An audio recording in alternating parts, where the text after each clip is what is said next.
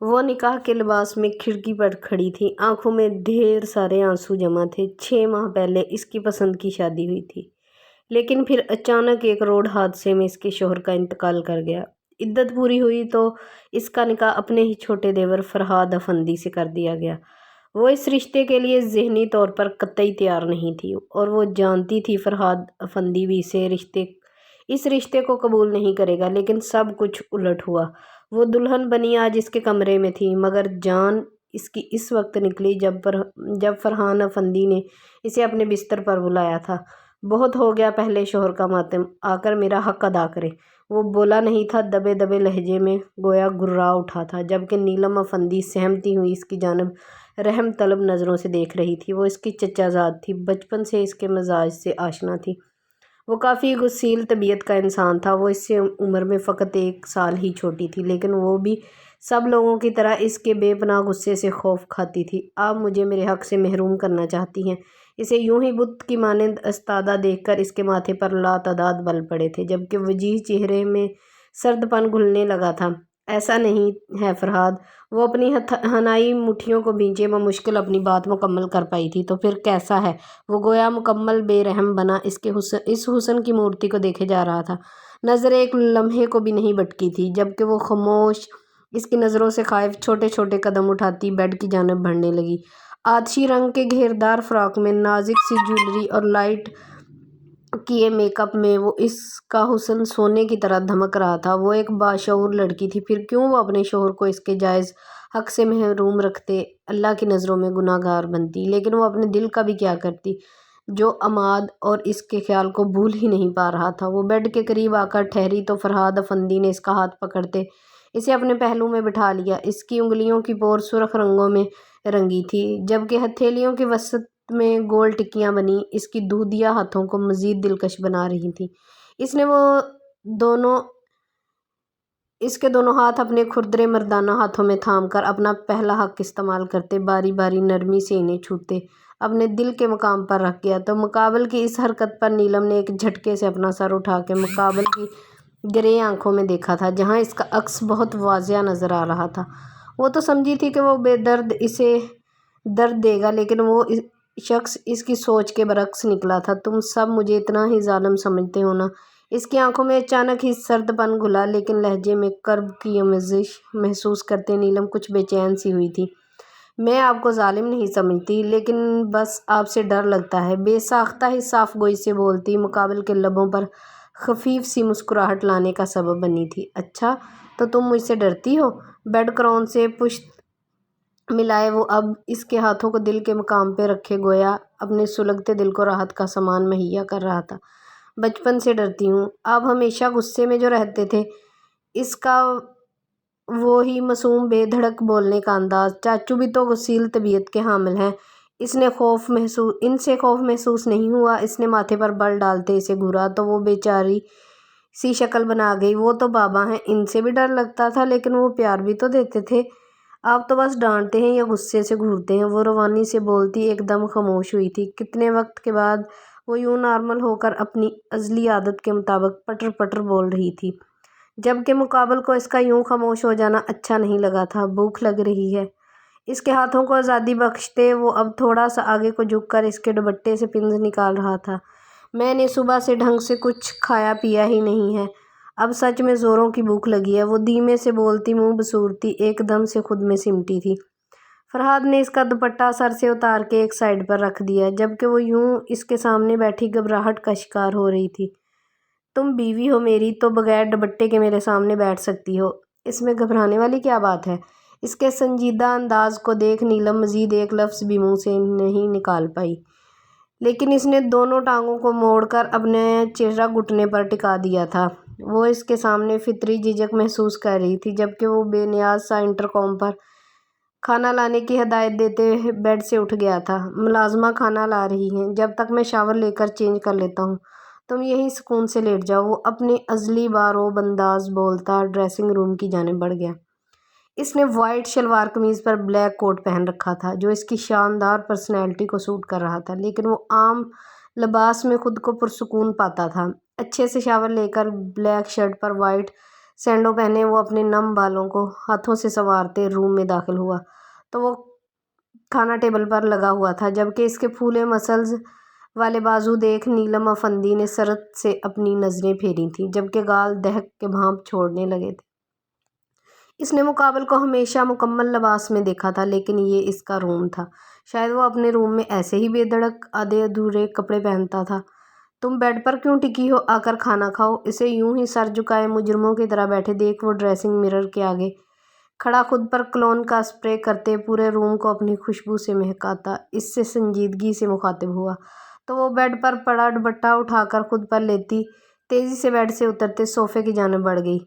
वो खुद तो चेंज कर आया था, लेकिन वो अभी तक इसी लिबास और हुलिये में थी। वो चाहता है भी नहीं था कि वो भी चेंज करे। वो सोफ़े पर बैठी ही थी कि फरहाद अफंदी खुद भी इसके साथ ही सोफ़े पर यूं बैठा कि इसका घुटना नीलम के घुटने से मस हुआ तो नीलम ने सरत से अपने घुटने को समेट लिया था, जबकि वो बेनियाज बना खाना निकाल रहा था।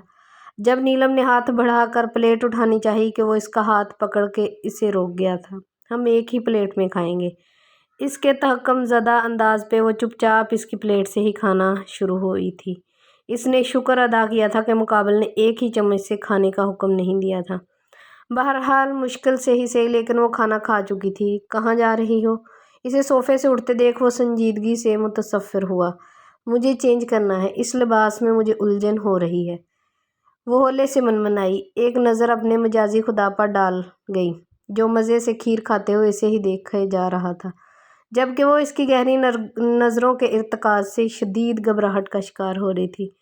जब ही इसने खीर से भरा चम्मच इसके मुंह की जानिब बढ़ाकर इसे आंखों से खाने का इशारा दिया तो वो जल्दी से लबों को वाह करते खीर से भरा चम्मच मुंह में ले गई थी। जाओ चेंज करो जाकर, अपने अजली अक्खड़ लहजे में बोलते वो इसी चम्मच से अब खुद खीर खा रहा था, जबकि वो दिल ही दिल में जल कर रह गई थी। मैं इनकी भाभी भी रह चुकी हूँ, बंदा थोड़ा अदब ही कर लेता है।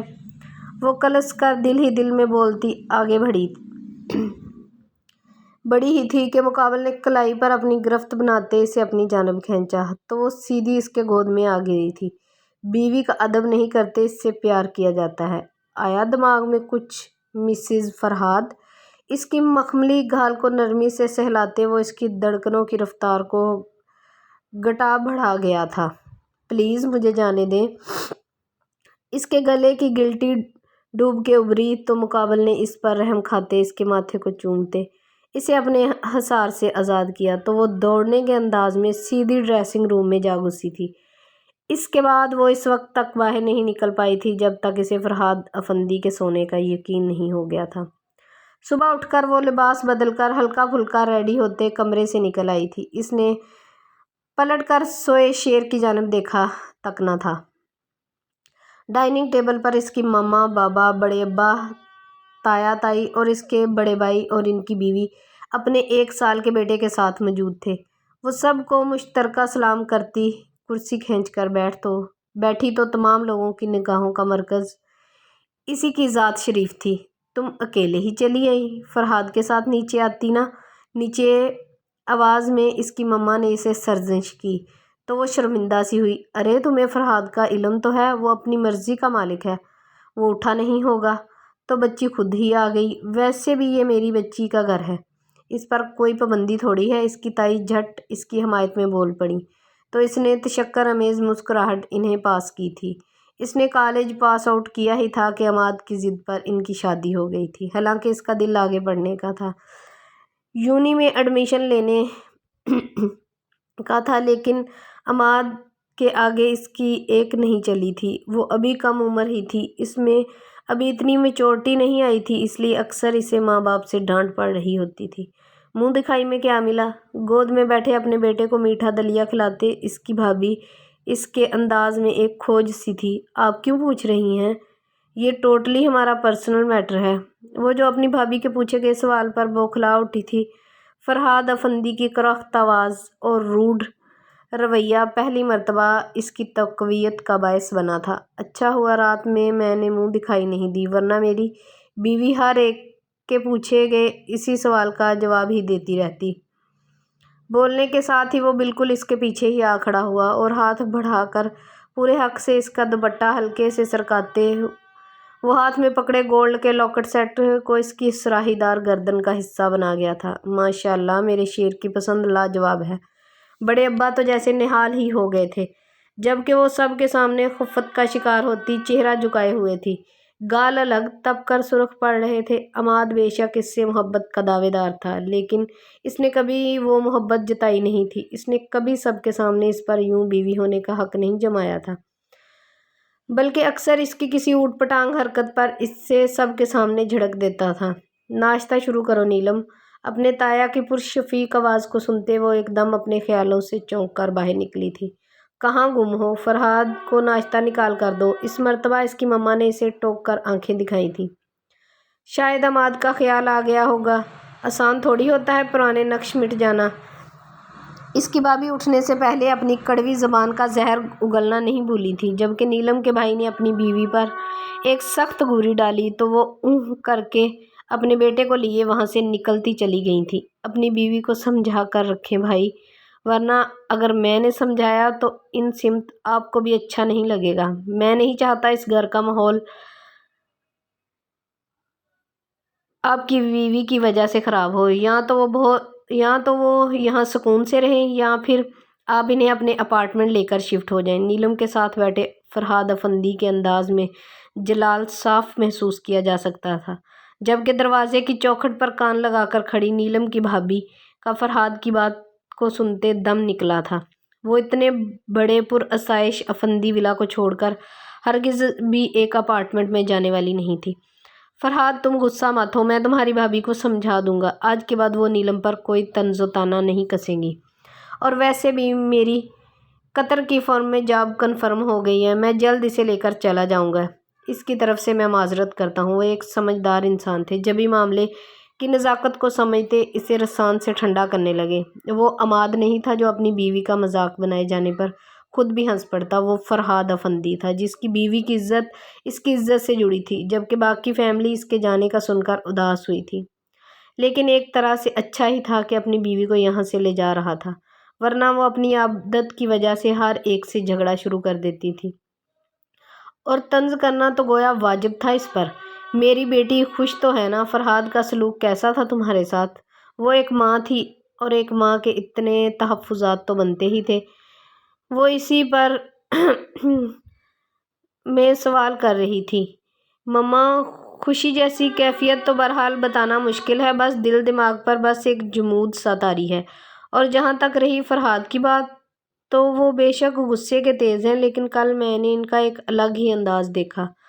وہ ایک خیال رکھنے والے مرد ہیں، ان کا روب، ان کا غصہ اپنی جگہ، لیکن وہ جو ان کی کیئرنگ سائڈ ہے میں نے کل دیکھی تو سچ پوچھے مجھے اچھا لگا۔ وہ عماد کی طرح مجھے جھڑک نہیں رہے تھے، بلکہ ان کے روب میں بھی ایک خیال پنپا تھا۔ وہ میری کسی بھی بات کو لے کر بیزار نہیں ہوئے، بلکہ میں نے کل انہیں مسکراتے دیکھا۔ آپ یقین نہیں کریں گی مما، وہ مسکراتے ہوئے بہت اچھے لگ رہے تھے۔ اپنے ازلی بے ساختہ انداز میں بولتی وہ ایک دم سے پرجوش ہوتی، گھٹنوں کے بل بیٹھتی، ان کی پنڈلیوں پر ہاتھوں کا دباؤ دے گئی، جبکہ وہ جو اس کی بردباری دیکھ کر شکر ادا کر رہی تھی، اس کے یوں بچوں کی طرح ری ایکشن دینے پر انہوں نے ٹھنڈی سانس بھری تھی۔ تم کب بڑی ہوگی نیلم؟ اپنی مما کی کہی بات سنتے ہی اس نے حیرانی سے اپنی آنکھیں پٹ پٹائی تھیں۔ مما میرا قد 5 فٹ 7 انچ ہے، نارمل قد ہے میرا، تو مجھے مزید نہیں بڑا ہونا۔ اس نے ناک سکوڑی تو انہوں نے اس کے بازو پر ایک دھپ رسید کی۔ مما لگتی ہے یار، وہ اپنا بازو سے ہلاتے منہ پھلا کر ناراضگی بطور ان کے قریب سے اٹھتی، پیروں میں سلیپر اڑے سے کمرے سے نکلتی چلی گئی، جبکہ وہ اسے یوں نارمل ہوتے دیکھ شکر بجا لا رہی تھی، ورنہ تو عماد کے جانے کے بعد وہ بالکل گمسم سی ہو گئی تھی۔ لیکن کل سے اب تک اس میں آیا بدلاؤ سبھی گھر والوں کے لیے اچنبھا ہی نہیں خوشی کا بھی باعث تھا۔ وہ تیزی سے سیڑھیاں اتر کر نیچے آئی تو لانج میں فرحاد افندی کے ساتھ بیٹھی زارا غفار کو دیکھ کر اس کا حلق تک میں کڑواہٹ گھلی تھی۔ وہ اس لڑکی سے شروع سے ہی چڑھتی تھی۔ ایک وجہ تو اس کا خود پر غرور کر کے اترانا تھا، تو دوسری وجہ وہ خواہ مخواہ یہاں کے مکینوں پر اپنا حق جماتی تھی، خاص کر عماد اور فرحاد کو تو جیسے وہ اپنی پراپرٹی سمجھتی تھی۔ وہ بڑے ابا کے دوست کی بیٹی تھی جو ایک گھر چھوڑ کر ہی رہتے تھے۔ اس سے کوئی بھی بزنس کو لے کر مسئلہ درپیش ہوتا تو وہ انہی دونوں کے پاس آیا کرتی تھی۔ وہ دونوں ہی اس وقت محو سے سر جھکائے فائل کھولے شاید کوئی مسئلہ ہی ڈسکس کر رہے تھے۔ عماد کو کام کے دوران ڈسٹرب ہونا پسند نہیں تھا۔ ایک دو مرتبہ اسے اس بات پر زارا غفار کے سامنے ڈانٹ بھی پڑی تھی، جس پر وہ سبکی کا احساس کرتی منظر سے ہٹ جاتی تھی۔ اس وقت بھی وہ وہاں سے کترا کر نکل ہی رہی تھی کہ فرہاد کی باروب پکار پر اس کے پیر زنجیر ہوئے تھے۔ ادھر آؤ نیلم، وہ اسے اپنے پاس کیوں بلا رہا تھا؟ یہی بات سوچتی وہ اپنے ہاتھوں کو مسلتی اس کے قریب آ کر ٹھہری تھی، جبکہ زارا کے چہرے پر ناگواری بھرے تاثرات رقم ہو چکے تھے۔ وہ صوفے سے پشت ملائے اسے گھور رہی تھی، لیکن نیلم کو اس کی پرواہ ہی کہاں تھی۔ وہ بس اپنے مجازی خدا کی جانب متوجہ تھی، جس کی باروب شخصیت کی وجہ سے وہ اس سے خوف کھاتی تھی۔ میرے پاس بیٹھو، نرم گوئی سے کہتے اس نے نیلم کی مخملی کلائی کو پکڑ کے نرمی سے اسے اپنے پہلو میں بٹھایا تو زارا نے بے چینی سے پہلو بدلا، جبکہ نیلم کی ساری جان اس کی کلائی میں سمٹ آئی تھی۔ میں تمہارے لیے فارم لے آیا ہوں، میری گاڑی میں رکھے ہیں۔ یونی میں ایڈمیشن کروا رہا ہوں، تو سوچ لو تم کون سے سبجیکٹ پڑھنا چاہتی ہو، ہم پھر اسی حساب سے فارم فل کریں گے۔ مقابل کی بات سنتے اسے پل بھر کو شوق لگا اور دوسرے ہی لمحے وہ خوشی کے احساس میں گری زوردار چینخ مارتی فرہاد سے لپٹ گئی تھی، جبکہ اس کی چینخ کی گونج پر سبھی وہاں دوڑے چلے آئے تھے۔ آپ لوگ پریشان کیوں لگ رہے ہیں؟ اپنی بیوی کے گرد حصار قائم کیے وہ گھر والوں کو دیکھ سنجیدگی سے متصفر ہوا تو وہ سب ایک دم ہوش میں آتے نیلم کو گھورنے لگے تھے۔ سوری، خوشی میں چینخ تھوڑی اوپر ہو گئی۔ معصومیت سے کان کی لو کو چھوتے وہ معذرت خواہ ہوئی تو سب کے لبوں پر اس کی وجہ سے مسکراہٹ کھل گئی تھی، جبکہ فرہاد افندی نے بے ساختہ جھکتے اس کا سر چوما تھا، تو وہیں زارا غفار جل بن گئی تھی۔ البتہ نیلم ہوش میں آتی خفت کا شکار ہوئی اس سے دور ہوئی تو فرہاد افندی نے اسے آرام سے آزاد کر دیا۔ وہ خوش تھا کہ وہ لڑکی واپس اپنے رنگ میں لوٹ رہی تھی۔ کل اس کا یونی کا پہلا دن تھا اور اس خوشی میں اسے نیند ہی نہیں آ رہی تھی۔ فرہاد افندی نے اپنا کام مکمل کر کے لیپ ٹاپ سائیڈ پر رکھا اور ایک نظر بے چینی سے کروٹیں بدلتی اپنی شریک حیات پر ڈالی۔ کیا ہوا، نیند نہیں آ رہی ہے؟ 11 بجاتی وال کلاک پر نظر ڈالتے وہ سنجیدگی سے متصفر ہوا تو وہ منہ بسوڑتی جٹ اس بات میں سر ہلا گئی تھی۔ ان چند دنوں میں فرہاد کی ہی بدولت وہ اب کھل کے اپنی فیلنگ اس سے شیئر کر لیتی تھی۔ چلو آؤ، میں تمہیں آئس کریم کھلانے لے چلتا ہوں، ہو سکتا ہے پھر نیند آ جائے۔ مقابل کی اس پیشکش پہ اس کی پوری آنکھیں واہ ہوئیں تو وہ پل بھر میں ان شربتی آنکھوں میں ڈوب کے ابھرا تھا۔ کیا ہوا، نہیں چلنا؟ اچانک اس پر جھکتے مقابل نے اس کے چہرے پر اپنی انگشت شہادت سے مخملی گال کو چھوا تو وہ کرنٹ کھا کر اٹھتی سیدھی فرہاد افندی کے چوڑے سینے کا حصہ بنی تھی۔ اب اتنی بھی عجلت دکھانے کو نہیں کہا تھا، شرارت میں گھلا باروب لہجہ اور مقابل کے پہلو پر شدت سے محسوس ہوتا دہکتا لمس نیلم کی جان گویا بڑی مشکل میں آئی تھی۔ فرہاد، پہلی مرتبہ ٹکڑوں کی صورت میں یہ نام مقابل کے لبوں سے ادا ہوتے اسے سرشاری ہی نہیں بے خود بھی کر چکا تھا، لیکن اس نے محسوس کیا وہ ہولے ہولے لرز رہی ہے تو وہ نرمی سے اسے خود سے الگ کرتا اس کے سر پر پیار دیتے پیچھے ہو کر بیڈ سے اترتا اپنے گلے بالوں میں ہاتھ چلانے لگا تھا۔ بلیک کارگو پر لیونڈر کلر کی شرٹ پہنے وہ اپنے گھریلو حلیے میں بھی بلا کا ہینڈسم لگ رہا تھا، خاص کر اس کے ترشیدہ شیو جو اس کے تیکھے نقوش پر سج کر اسے ہینڈسم ہی نہیں باروب بھی بناتی تھی۔ کھڑی مغرور ناک اور چوڑا روشن ماتھا، وہ ہر لڑکی کا خواب اکلوتا چاند تھا جو اس کے آنگن میں اترا تھا۔ اسے علم بھی نہیں ہو سکتا تھا کہ وہ ٹکٹکی باندھے اسے دیکھے گئی تھی۔ باقی کا مجھے گھر آ کے دیکھ لینا، ابھی چلو ہمیں دیر ہو رہی ہے۔ اس کے سر پر 2 انگلیاں مارتے وہ اپنے ازلی باروب انداز میں اس سے مخاطب ہوا تو وہ ہڑبڑا کر تیزی سے بستر چھوڑ کر اٹھ کھڑی ہوئی اور اپنے کپڑے دیکھنے لگی۔ گلابی رنگ کی سادہ شلوار قمیض میں وہ خود بھی گلابی رنگ میں گھلی تھی۔ لباس ٹھیک ہے، بس شال لے لو۔ اس سے پہلے کہ وہ چینج کا سوچتی اس کی سوچ کو روک لگا گیا تھا۔ وہ دوڑنے کے انداز میں شال لینے ڈریسنگ روم میں گھسی تو فرہاد افندی کی نظروں نے اس کی ناگن چوٹی سے نظریں ہٹائیں۔ ایک دن ان حسین زلفوں کے سائے میں مجھے پوری رات بسر کرنی ہے، ایک ایسی حسین رات جس میں تم اور میں تم بن جائیں۔ دل میں ابھرتے سرکش جذبوں کو تسلی بھری تھپکی دیتے وہ پراسرار سا مسکرایا تھا۔ اتنی دیر میں وہ کالی شال خود پر اچھے سے لپیٹے باہر نکلی تو فرہاد نے بڑے حق سے آگے بڑھتے اس کے ہاتھ کو اپنے ہاتھ میں لیا اور باہر کی جانب قدم بڑھا دیے۔ جس وقت ان کی گاڑی گیٹ سے نکل رہی تھی ٹھیک اسی وقت زارا غفار نے اپنے ٹیرس پر کھڑے ان دونوں کو رات کے اس پہر یوں ساتھ نکلتے دیکھ نفرت سے دانت کچکچائے۔ کچھ دن پہلے تک کماد کے غم میں مر رہی تھی اور اب کہاں گیا وہ غم؟ معصوم بنتی ہے بس لیکن معصوم ہے نہیں۔ اس کی سوچ پل پل نیلم کو لے کر زہر آلود ہو رہی تھی تو وہیں فرہاد نے گاڑی میں بیٹھ کر اس کے لیے اس کی فیورٹ آئس کریم منگوائی۔ جب تک اس نے آئس کریم ختم کی وہ اس کی اوٹ پٹانگ باتوں کو خاموشی سے سنتا رہا۔ جس وقت وہ گھر پہنچے گھڑی رات کے 1 بجا رہی تھی۔ نیلم واش روم سے برش کر کے نکلی تو فرہاد افندی بستر پر دراز تھا اور کمرے میں نائٹ بلب جل رہا تھا۔ وہ بستر پر لیٹ کر اس کی جانب کروٹ کر گئی۔ چند سیکنڈ بعد ہی پلک جھپکنے کی بات تھی وہ فرہاد افندی کے بازوؤں میں گھیرے میں تھی۔ سو جاؤ اور مجھے بھی سکون سے سونے دو۔ اس نے گھبرا کر مزاحمت کرنی چاہی تھی کہ مقابل کی گمبھیر آواز کی سماعت کی نظر ہوتی ساکت کر گئی۔ شب بخیر۔ اس کی کنپٹی کو چومتے وہ پرسکون ہوتا آنکھیں موند گیا جبکہ وہ بے ترتیب دھڑکنوں کے ساتھ اس کے سینے میں چھپی تھی۔ یونی کا گیٹ پار کرتے ہی اس کی پہلی نظر ہی سیدھی اپنے مجازی خدا کی جانب اٹھی تھی جو چارکول گرے پینٹ کوٹ میں سن گلاسز لگائے گاڑی سے پشت ملائے شاید اسی کے انتظار میں تھا جبکہ سب صنف ناز کی نظریں اسی چارمنگ کی جانب اٹھی تھیں جو اپنی شاندار پرسنالٹی کی وجہ سے ہر ایک کی نظروں کا مرکز تھا۔ وہ ایک دوسرے کے کان میں گھسی لڑکیوں کو دیکھتی تیزی سے فرہاد افندی کے قریب ہوئی تھی۔ یونی کا پہلا دن کیسا رہا؟ وہ اس کے لیے فرنٹ ڈور کھولتا سنجیدگی سے مخاطب ہوا تو وہ اچک کر پسنجر سیٹ پر جا بیٹھی۔ اچھا تھا، مختصر جواب دیتے اس نے ڈیش بورڈ پر رکھی پانی کی بوتل کا سیل کھول کر اسے لبوں سے لگاتے آدھا خالی کر دیا۔ اتنے میں فرہاد افندی گاڑی کا ڈور کھول کر ڈرائیونگ سیٹ سنبھال چکا تھا۔ اس سے پہلے کہ وہ پانی کی بوتل واپس رکھتی اس نے نیلم کے ہاتھ سے پانی کی بوتل لی اور وہ باقی کا بچا ہوا پانی خود پینے لگا۔ میرا جھوٹا ہے، وہ تیزی سے بولی لیکن وہ چند سیکنڈ میں بوتل خالی کر چکا تھا۔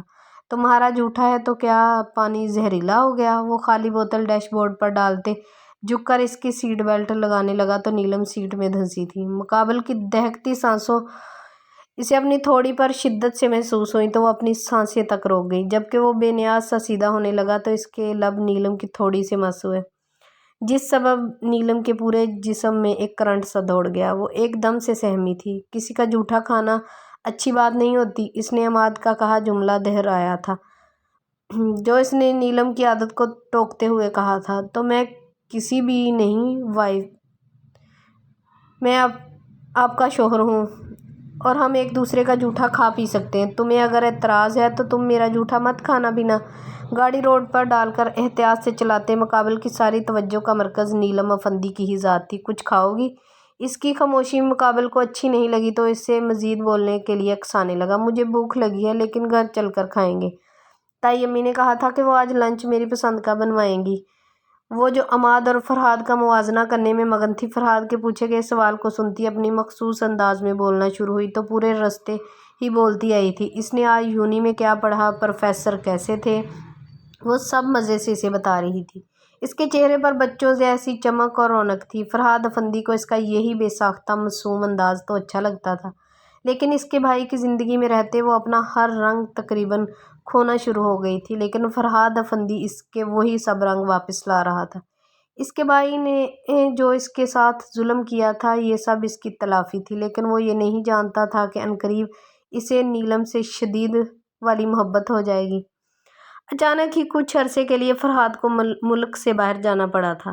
وہ کسی بزنس کورس کے سلسلے میں امریکہ جا رہا تھا۔ صبح اس کی فلائٹ تھی۔ اس نے اپنی ساری پیکنگ خود کی تھی۔ اب بس وہ ایک مخصوص کالے بیگ میں اپنے ضروری کاغذات چیک کر کے رکھتا جا رہا تھا۔ جب نیلم کمرے میں داخل ہوئی تو وہ بیگ کی زپ بند کرتا بیگ ایک طرف رکھ گیا تھا۔ آپ کی کافی؟ نیلم نے اسے کافی پکڑائی تو وہ اس کے ہاتھ سے کافی کا مگ تھام کر سائڈ ٹیبل پر رکھتے اس کا ہاتھ پکڑتے اسے اپنے پہلو میں بٹھا گیا تو وہ سوالیہ نظروں سے اس کی جانب دیکھنے لگی تھی۔ مجھے یاد کریں گی؟ نہ جانے کیوں مگر اچانک ہی وہ اس سے یہ سوال پوچھ گیا تھا۔ پتہ نہیں، یا شاید ہاں، یاد کروں گی، وہ کچھ کنفیوز سی صاف گوئی سے بولی، جبکہ نہ جانے کیوں مگر اسے نیلم کا یہ جواب پسند نہیں آیا تھا۔ شاید وہ اس کے منہ سے کچھ اور سننے کا متمنی تھا۔ ان کی شادی کو 1 ماہ کا عرصہ گزر چکا تھا۔ ان کے درمیان شوہر بیوی والا تعلق نہیں تھا مگر ان کے بیچ کافی حد تک دوستانہ تعلق بن گیا تھا۔ نیلم اب بے جھجک اس سے دل کی بات کہہ جاتی تھی۔ چلو ٹھیک ہے، یاد آؤں تو کال کر لینا۔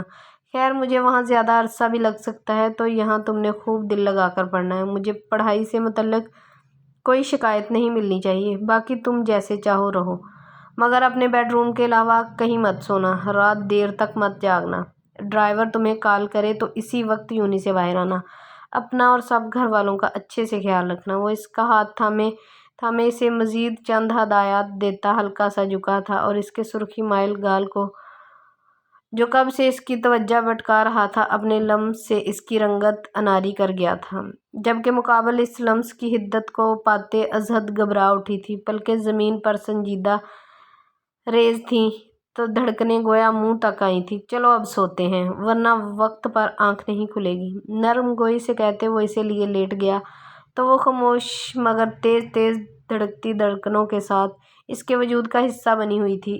اس کے لیے یہ لمس فرہاد افندی کا استحقاق سے چھونا، ہر چیز اسے نئے احساس سے دوچار کر رہی تھی اور اسے یہ سب برا نہیں اچھا لگ رہا تھا۔ اور پھر فرہاد افندی چلا گیا۔ اس کے جانے کے بعد نیلم افندی کو احساس ہوا کہ اس کے ہونے سے ہر رنگ جدا نظر آتا تھا۔ بے شک کماد اس کی کچی عمر کا پیار تھا، لیکن اس کے دل پر جو چھاپ چھوڑی وہ فرہاد افندی نے تھی۔ وہ بہت مصروف رہتا تھا تو روز کال نہیں کرتا تھا، ہفتے میں مشکل سے 2 یا 3 مرتبہ، لیکن پھر اس کا دورانیہ بھی کم ہوتا گیا۔ اسی دوران نیلم نے اپنی توجہ بس پڑھائی پر مرکوز کر لی۔ ویسے بھی اس کا لاسٹ سیمسٹر چل رہا تھا۔ وہ چاہتی تھی کہ جب فرہاد آئے تو اسے کامیاب دیکھ کر مقابل کا سینہ فخر سے چوڑا ہو جائے۔ تمہاری بات ہوئی فرہاد سے؟ کب آ رہا ہے وہ؟ بڑے ابا اپنے بڑے سپوت سے مخاطب تھے۔ کہہ رہا تھا کہ بس 1 مہینہ اور درکار ہے اسے۔ ویسے بھی آپ جانتے تو ہیں اس نے وہاں اپنا نیا بزنس شروع کیا ہے، وہ ایک دم سے تو نہیں آ سکتا، کچھ وقت تو لگے گا اسے۔ اپنے بیٹے کی تسلی کروانے پر وہ بس سر ہلا کر رہ گئے تھے، جبکہ نیلم کا دل نہ جانے کیوں اداس ہو گیا تھا۔ مقابل کی یاد اسے یوں ہی اداس کر دیتی تھی۔ کل تمہارا پہلا پیپر ہے تو وقت پر سو جانا، لیکن سونے سے پہلے بادام والا دودھ پینا نہیں بھولنا۔ میں ملازمہ سے کہہ کر دودھ تمہارے کمرے میں پہنچوا دوں گی۔ اپنی تائی اماں کی تاکید کو سن کر وہ مسکرا دی تھی۔ یہاں اسے سب کا پیار اور توجہ مل رہی تھی، لیکن دل بس ایک ہی کے پیار اور توجہ کا متمنی تھا۔ نیلم اپنا آخری پیپر دے کر گھر لوٹی تو گھر میں الگ طرح کی چہل پہل محسوس ہوئی تھی۔ اسے لگا کہ شاید گھر میں مہمان آئے ہیں۔ وہ بے انتہا تھکی ہوئی لوٹی تھی، جبھی گھر کے اندر جانے کے بجائے تیزی سے گارڈن کی طرف بنے دوسرے دروازے سے گھر کے اندر داخل ہوتے سیدھا اپنے کمرے میں گئی تھی۔ وہ اتنی زیادہ تھکی ہوئی تھی کہ بس باتھ لے کر سونا چاہتی تھی۔ لاسٹ پیپر کی وجہ سے ان کی کلاس فیلوز نے یونی کینٹین میں ایک چھوٹی سی پارٹی کر ڈالی تھی، حالانکہ سب باہر جانا چاہتے تھے، لیکن نیلم کی وجہ سے انہوں نے کینٹین میں ہی انجوائے کر لیا تھا۔ اچھے سے باتھ لے کر وہ باہر آئی اور بالوں پر لپیٹا تولیہ کھینچ کر ڈریسنگ پر رکھتے جلدی جلدی بالوں میں برش کیا اور اے سی کو نارمل ڈگری پر کرتے دھم سے بستر پر گرتی آنکھیں موند گئی۔ اس کے بعد اسے کوئی ہوش نہیں رہا، جبکہ دوسری طرف نیچے کسی کو بھی اس کے آنے کی خبر نہیں ہو سکی تھی۔ بس فرہاد افندی نے ڈرائیور کو میسج کر کے پوچھ لیا تھا اور وہ جانتا تھا کہ اس کی بیوی گھر آ چکی۔ ارے کوئی نیلم کو بھی کال کر کے فرہاد کی آمد کا بتاؤ، وہ ابھی تک یونی سے آئی نہیں۔ اس کی ماما کو فکر ہوئی تو وہ اپنے شوہر سے مخاطب ہوئی تھی۔ چھوٹی ماما، وہ آدھے گھنٹے پہلے ہی گھر آ چکی ہیں۔ اس نے اپنی بات کہہ کر گویا سب کی پریشانی دور کر دی تھی۔ وہ صبح آ کر سب کو سرپرائز دے گیا تھا۔ ناشتہ چونکہ اس نے فلائٹ میں کر لیا تھا تو سب سے مل کر وہ سونے چلا گیا تھا اور ابھی کچھ دیر پہلے ہی جاگ کر نیچے چلا آیا تھا۔ آج کوئی بھی مرد حضرات آفس نہیں گئے تھے۔ اس کی آمد کا سنتے زارا بھی چلی آئی تھی اور اب چائے کی چسکیاں بھرتے مزے سے فرہاد افندی سے گپیں ہانک رہی تھی، جو پہلے سے زیادہ ہینڈسم ہو گیا تھا۔ میں ملازمہ کو بھیج کر اسے خبر کرواتی ہوں۔ انہیں اپنی بیٹی سے اس قدر لاپرواہی کی توقع نہیں تھی۔ وہ اندر ہی اندر اس پر شدید غصہ ہو چکی تھی۔ چھوٹی مما، وہ تھکی ہوئی آئی ہیں، پلیز اسے آرام کرنے دیں۔ میں کون سا کہیں بھاگے جا رہا ہوں؟ وہ اٹھ کر آرام اور تسلی سے مجھ سے مل لے گی۔ اس کے حتمی سنجیدہ انداز سے بولنے پر وہ چپ کر گئی تھی، جبکہ زارا نے جلن کے مارے اپنی ناک سکوڑی تھی۔ چلے اب میں چلتی ہوں، دراصل مجھے شاپنگ کے لیے نکلنا ہے۔ وہ فرحاد سے ملتی وہاں سے اٹھ آئی تھی۔ وہ ایک باشعور لڑکی تھی۔ نیلم سے نفرت بے شک اسے ابھی بھی تھی، لیکن وہ فرحاد کی خاطر اپنی زندگی خراب نہیں کر سکتی تھی، اس لیے اپنے والدین کے پسند کیے گئے لڑکے کے لیے اس نے حامی بھر لی تھی۔ 1 ماہ بعد اس کی شادی تھی۔ مزید کچھ وقت گھر والوں کے ساتھ گزار کر فرحاد افندی دل کی بڑھتی بے چینی کے سبب اپنے کمرے کا رخ کر گیا۔ جس وقت وہ نیم اندھیرے کمرے میں داخل ہوا، نیلم مزے سے گہری نیند میں غرق تھی۔ فرحاد افندی نے ڈور لاک کیا اور متوازن قدم اٹھائے بیڈ کی جانب بڑھنے لگا۔ بیڈ کے قریب ٹھہرتے اس سوئی کی آمد کو دیکھ یک بارگی اس کا دل بڑے بے دھڑک انداز میں دھڑکا تھا۔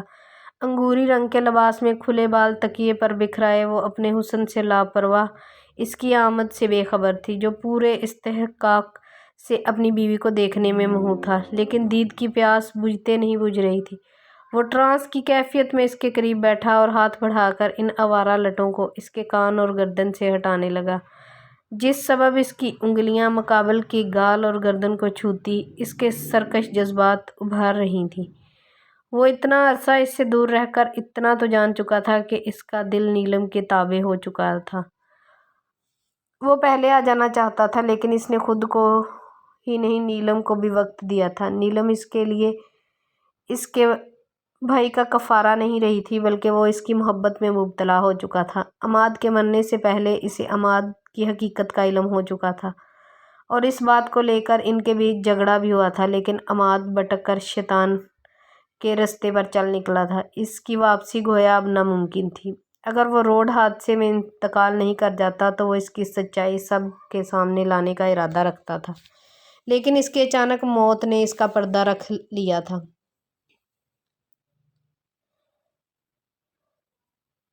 وہ نیلم کی زندگی برباد ہوتے نہیں دے سکتا تھا، لیکن شاید قدرت کو کچھ اور ہی منظور تھا۔ جب سب گھر والوں کے متوقع رائے پر اس کا نکاح نیلم سے طے کر دیا گیا تو اس نے خاموشی اختیار کر لی تھی۔ شاید وہ اسی طرح نیلم کو خوش رکھ کے اپنے بھائی کے کندھوں سے گناہ کا کچھ بوجھ کم کر پاتا۔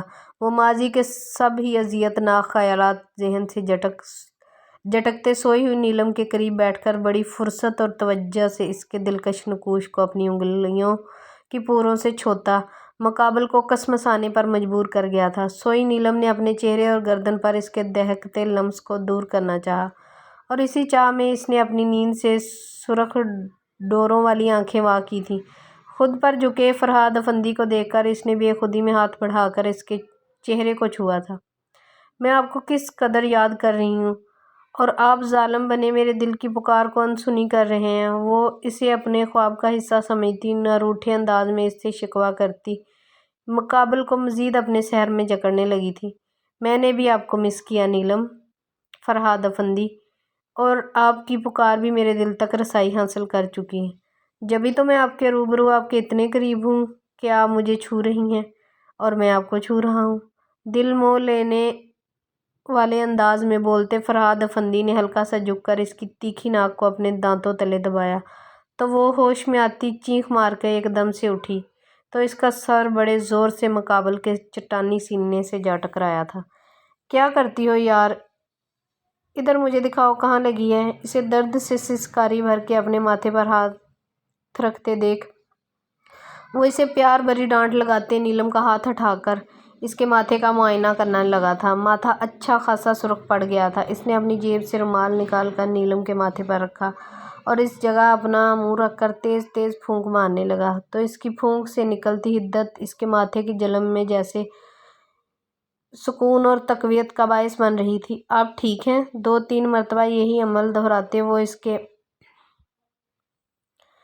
چہرے کو دیکھ فکر مندی سے گویا ہوا تھا، تو اسے یاد آ گیا کہ وہ اس سے ناراض تھی۔ آپ اب بھی کیوں آئے ہیں؟ اور پلیز یہ فکر جتا کر آپ یہ مت ثابت کریں کہ آپ کو میری پرواہ ہے، سنجیدگی سے کہتی وہ بیڈ سے اٹھنے لگی تھی کہ اس نے جارحانہ انداز میں اسے بازو سے دبوچ کر بستر پر پٹکا، تو اسی پل میں یاد آیا تھا کہ وہ اپنے جذباتی پن میں شیر کے منہ میں ہاتھ دے بیٹھی ہے۔ اتنے عرصے بعد شوہر واپس آئے تو اس کا استقبال یوں کیا جاتا ہے؟ اس پر کسی گٹھا کی مانند چھایا مقابل کڑے تیوروں سے متصور، گویا اس کی جان لبوں تک لایا تھا۔ مجھے کیا علم کہ کیسا استقبال چاہتے ہیں آپ، اور آپ نے کون سا آنے سے پہلے مجھے بتایا جو استقبال نہ کرنے کا شکوہ کر رہے ہیں؟ آپ تو مجھ سے بات تک نہیں کرنے کی فرصت ملتی تھی۔ جواباً وہ بھی ڈر کو پشت ڈال کر مقابل کو دو بدو ہوئی تھی، لیکن نظریں ملانے کی غلطی اس نے ہرگز بھی نہیں کی تھی۔ نظر سے نظر ملنی تھی کہ اس کی ساری تیز تراری ہوا ہو جانی تھی جب اس کے یہ بدلے بدلے انداز فرہاد افندی کی شوخ جسارت پر عکس آنے لگے تھے۔ وہ سچ میں آج اسے اپنی بیوی والے روپ میں نظر آتی اس کے سرکش جذباتوں کو ابھار گئی تھی۔ میں سکھا دیتا ہوں کہ ایک اچھی بیوی ایک مدت کے بعد لوٹ کر آئے شوہر کا استقبال کیسے کرتی ہے۔ مقابل کے لہجے میں کچھ تو ایسی بات تھی کہ اس نے گھبرا کر اپنی آنکھیں میچیں، آنکھیں کھول دیں۔ آنکھوں سے ہوئے آنکھوں کے ملن نے ایک سحر طاری کیا تھا، اور پھر بس الفاظ گم ہو گئے تھے۔ فسوں خیز تنہائی میں بس لمس بول رہا تھا۔ وہ دونوں نہ جانے کب تک یوں ہی ایک دوجے میں گم رہتے کہ دروازے پر ہو رہی دستک پر نیلم گھبرا اٹھی تھی۔ جسٹ ریلیکس مائی وائفی، کچھ نہیں ہوا۔ اس کے دہکتے گال دروازے پر نرمی سے ملازمہ تھی سہلاتے جو انہیں وہ بالوں میں ڈنر ہاتھ کا چلاتا بتانے اٹھ آئی کر تھی۔ دروازے کی وہ طرف گرتی بڑھا۔ پڑتی دوڑتے ہوئے ڈریسنگ روم میں گم ہو گئی جب وہ اسے یوں حواس باختہ دیکھ کر اپنی ہنسی پر قابو نہیں رکھ پایا تھا۔ اگلے دن نیلم کی سالگرہ تھی، جس وجہ سے فرہاد نے اسپیشل ڈنر کا انتظام کیا تھا۔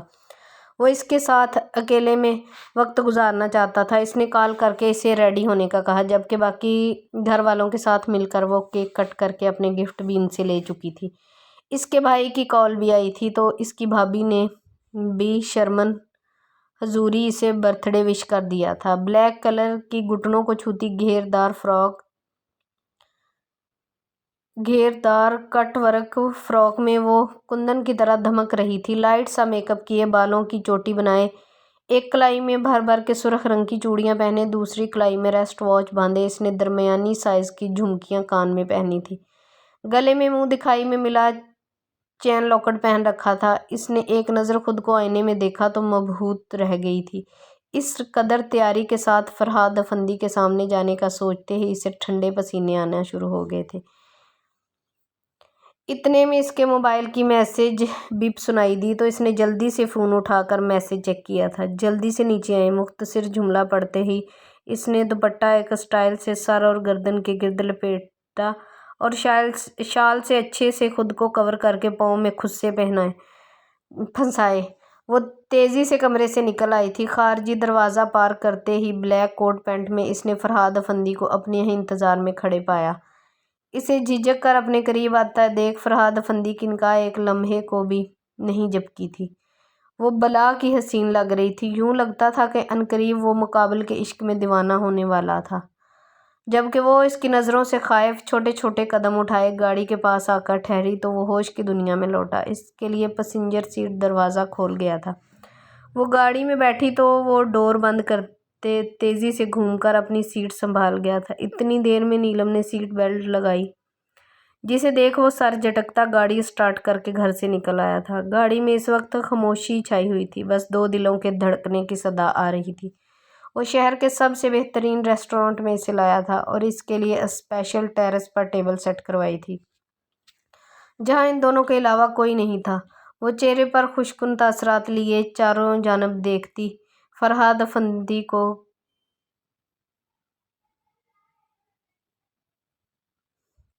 کیسا لگا میرا سرپرائز؟ اس کی جانب مخمور نظروں سے دیکھ مقابل کے لہجے میں ایک آنچ سی تھی۔ یہ سب بہت اچھا لگ رہا ہے، دھیمے شرم گلے لہجے میں بولتے وہ مقابل کو مزید اپنا اسیر کر رہی تھی۔ آپ کافی بدل گئی ہیں، مطلب میچور ہو گئی ہیں۔ وہ بے ساختگی اور آپ کا وہ بچپنا میں مس کر رہا ہوں۔ اس کے ساتھ والی کرسی سنبھالے فرہاد افندی نے اس کا ہاتھ تھام نرمی سے سہلایا تو گویا اس کی ساری جان اس جان لیوا لمس میں سمٹ آئی تھی۔ مما نے کہا ہے کہ میں اب بڑی ہو چکی ہوں تو مجھے بڑوں جیسی حرکتیں کرنی چاہیے۔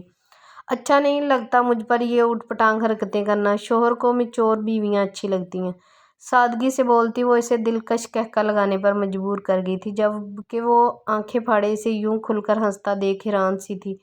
یار آپ اتنی کیوٹ کیوں ہیں؟ وہ سچ میں معصوم تھی۔ جو بات چھپانے والی تھی اسے وہ بھی بتا گئی تھی۔ آپ جیسی ہیں بالکل ویسی رہنا، مجھے بدلی ہوئی نیلم افندی نہیں چاہیے۔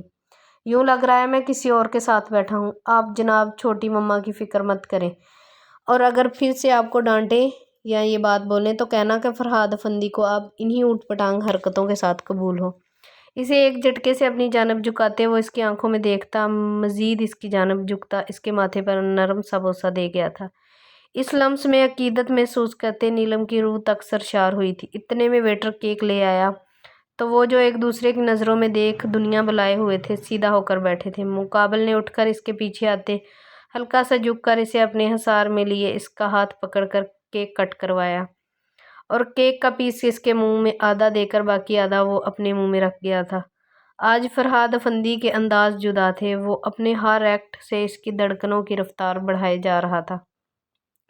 جسے اس کے نچلے ہونٹ پر لگی کیک کی کریم کو اس نے اپنے انگوٹھے سے سمیٹا تو وہ گویا خود میں سمٹ گئی تھی۔ پھر ہلکی پھلکی باتوں کے درمیان انہوں نے ڈنر کیا تھا کہ اس کے نمبر پر ایک جانے پہچانے نمبر سے کال آنے لگی، جسے دیکھ فرہاد افندی کے اعصاب تن گئے تھے۔ نیلم نے دیکھا کہ اچانک اس کے چہرے کے نرم نقوش میں کرختگی گلی ہے۔ اس نے کال ریسیو کرتے بس دوسری جانب کی بات سنی اور اٹھ کھڑا ہوا۔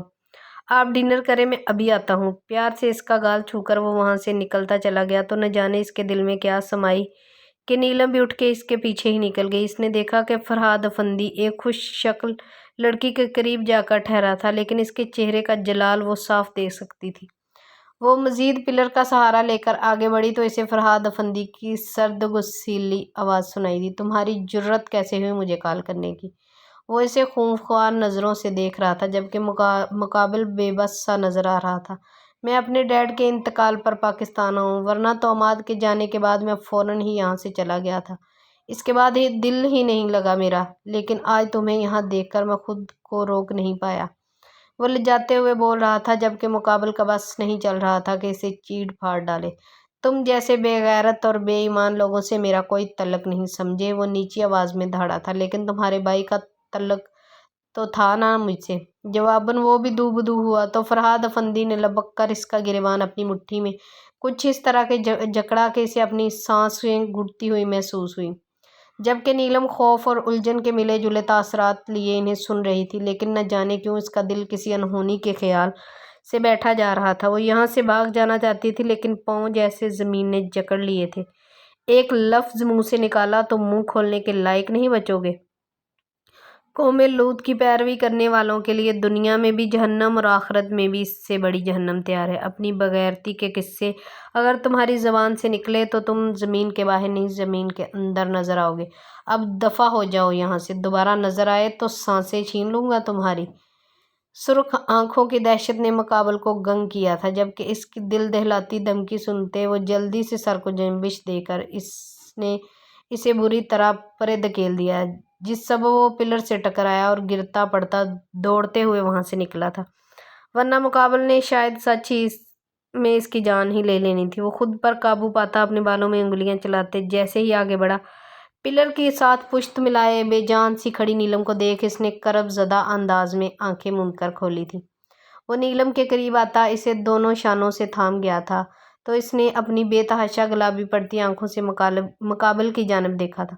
مجھے گھر جانا ہے۔ اس کے سپاٹ لہجے اور ویران آنکھوں کو دیکھ وہ فقط اثبات میں سر ہلا گیا۔ اس متعلق وہ فی الحال کچھ بھی بولنے کے قابل نہیں تھا۔ گھر آ کر وہ گاڑی سے تیزی سے نکل کر دوڑتی ہوئی اندر کی جانب بڑھ گئی تو وہ بھی لب بھینچ کر گاڑی سے نکل کر اس کے پیچھے ہی گیا تھا۔ وہ تو شکر تھا کہ سب گھر والے اپنے اپنے کمروں میں جا چکے تھے، ورنہ وہ کس کس کو اور کیا کیا وضاحتیں دیتا۔ وہ کمرے میں آیا تو نیلم کو تکیے میں منہ دیے ہچکیاں بھرتے دیکھ اس نے قرب سے آنکھیں میچی۔ وہ اس کا درد اچھے سے سمجھ رہا تھا۔ اس نے ڈور لاک کیا اور اسے کچھ دیر کھل کر رونے دیتا خود چینج کرنے چل دیا تھا۔ 10 منٹ بعد وہ شاور لے کر چینج کر کے واپس آیا تو وہ اب بھی اسی طرح لیٹی ہوئی ہچکیاں بھر رہی تھی۔ اس مرتبہ فرہاد افندی کی تیوری چڑھی تھی۔ بس کریں، اور کتنا رونا ہے؟ سنجیدگی سے کہتے وہ اس کے قریب بیٹھا تھا کہ وہ ایک جھٹکے سے اس کے وجود کا حصہ بنتی اس کی پشت پر دونوں ہاتھ کس گئی تھی، جبکہ وہ اس کی اس حرکت پر ساخت ہوا تھا۔ کیوں کیا عماد نے میرے ساتھ ایسا؟ وہ جب مجھ سے محبت نہیں کرتے تھے تو کیوں مجھے دھوکے میں رکھ کر شادی کی؟ شاید وہ سمجھے کہ میں معصوم ہوں تو وہ مجھے آرام سے بیوقوف بنا لیں گے، اور دیکھیں وہ اپنے مقصد میں کامیاب رہے۔ وہ زکام زدہ لہجے میں بولتی ایک مرتبہ پھر شدت گریہ سے رو پڑی تو فرہاد افندی نے اس پر اپنی گرفت مضبوط کرتے اس کا سر چوما تھا۔ یہ اس کی اذیت کم کرنے کی ایک کوشش تھی۔ یوں لگ رہا ہے کہ عماد کی آج موت واقع ہوئی ہے، اور یہ سچ بھی ہے، میرے دل سے آج ان پر فاتحہ پڑھ لی ہے۔ روتے ہوئے بولتی اس نے ہچکی بھری تو اس کی کمر سے ہلانے لگا۔ وہ کبھی میرے نزدیک نہیں ہوتے تھے، اور میں کبھی قریب ہو جاؤں تو جھڑک دیتے تھے۔ انہوں نے کبھی مجھے یوں نہیں دیکھا جیسے آپ دیکھتے ہیں، کبھی یوں نہیں چھوا جیسے آپ چھوتے ہیں۔ آپ کے ساتھ نے مجھے مکمل ہونے کا احساس دلایا، ورنہ عماد کے ساتھ تو میں ادھوری سی تھی۔ وہ بولتے ہوئے پھر ہچکی بھر گئی تو فرہاد افندی نے ایک مرتبہ پھر جھک کے اس کا سر چوم کر اس کی پشت کو سہلایا۔ میں کیسے دیکھتا ہوں تمہیں؟ اس کے لرزتے وجود اور ذہنی حالت کو دیکھ اس نے بات بدلنا شروع کی تھی۔ آپ استحقاق اور پیار بھری نظروں سے دیکھتے ہیں۔ آپ کا یوں دیکھنا مجھے حیا میں مبتلا کر دیتا ہے، لیکن مجھے اچھا بھی لگتا ہے۔ اور آپ جب چھوتے ہیں تو پیٹ میں تتلیاں سی اڑتی ہیں، دل کی دھڑکنیں بڑھ جاتی ہے اور ہتھیلیوں میں پسینہ پھوٹ پڑتا ہے۔ آپ جب مجھے عزت دے کر آپ بولتے ہیں تو دل میں گدگدی سی بھی ہوتی ہے۔ وہ اپنی سادگی بھری روانی میں بڑی معصومیت سے اپنے دل کا حال اس کے گوش گزار کرتی، گویا اسے ساری دنیا کی دولت سے نواز گئی تھی۔ اب بس کریں، اپنے اتنے حسین اظہار سے کیا آپ میری جان ہی لے لیں گی؟ مقابل کا گمبھیر لہجہ اور دست و لب کی جسارتوں پر اسے احساس ہوا کہ وہ کس قدر بے باکی سے کیا بول گئی ہے۔ وہ ایک دم گھبرا کر اس سے دوری بنانے لگی تھی کہ وہ اسے لیے یوں ہی بیڈ پر گرا تھا۔ اس قدر خوبصورت اظہار پر انعام تو بنتا ہے مسز فرہاد افندی۔ اس کی ناک سے ناک ٹکراتے مقابل کے لہجے کی حدت پر اس کا چہرہ دہک کر بانپ چھوڑنے لگا تھا۔ آج کے بعد ہم اس ٹاپک پر کبھی بات نہیں کریں گے، بلکہ ہم دونوں بس اپنے آنے والے بچوں کے بارے میں ڈسکس کریں گے۔ اس کے گلابی چھلکاتے گلوں کو باری باری چھوتے وہ اسے اچھے سے باور کروا گیا تھا، تو وہ سر کو عذبات میں جنبش دے کر بچوں والے ٹاپک کا سنتی بے انتہا خوش ہوئی تھی۔ ویسے بھی وہ انسان اب دنیا سے جا چکا ہے، وہ اس کے بارے میں بات کر کے اس کے گناہوں کا بوجھ نہیں بڑھانا چاہتی تھی۔ فرہاد، مجھے بچے بہت پسند ہیں، وہ بھی ڈھیر سارے۔ وہ ایک دم پرجوش سی بولتی کسی خوشکن خیال میں گم ہوئی تھی۔ مطلب 2 بچے کافی نہیں ہوں گے؟ وہ معصوم بن کر سوال کرتا اس کی چوٹی کے بالوں کو کھولنے لگا تھا۔ آج اس کے دل کی جسارتوں کے تمام کا دن نہیں تھا۔ نہیں بھئی، یہ 2 بچے کیا ہوتے ہیں؟ مجھے تو کم از کم 4 بچے چاہیے۔ وہ اپنی دھن میں بولتی مقابل کے بدلتے تیوروں کو دیکھ نہیں پائی تھی، جو اس کے ریشمی زلفوں کو مٹھی میں بھرتے ان کی مہک سانسوں میں بسائے بے خود ہوا تھا۔ جو میری سرکار کا حکم، غلام تو ہر دم حاضر ہے۔ میں تم سے بے پناہ محبت کرتا ہوں میری زندگی۔ سرکش جذباتوں کو ڈوب کے ابھرتے مرد کی جانب سے ملنے والی محبت اور عزت ہی عورت کا کل سرمایہ ہوتی ہے۔ جو مرد اپنی عورت کو اس سرمایہ سے مالا مال رکھتے ہیں، ان کی عورت سدا خوش اور